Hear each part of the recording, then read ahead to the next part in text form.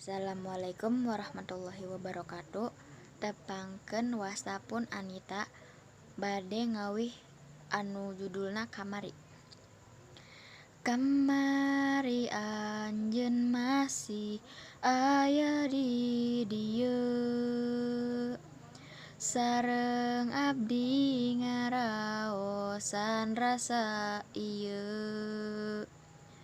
Mugi sadaya moal dugi rengse, sareng anjeun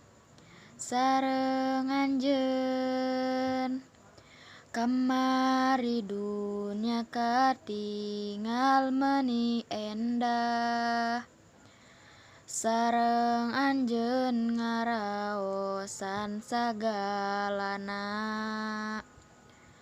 ngalangkungan hideung bodas kahirupan,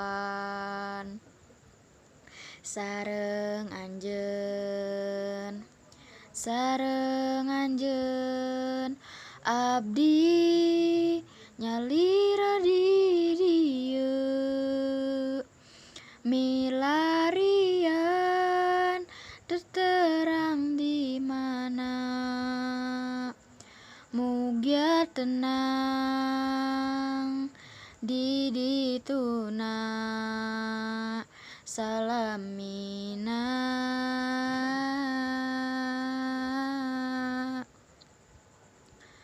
Abdi osok emut anjeun ngadoakeun unggal dina wengi, mugia tenang di dituna, salamina.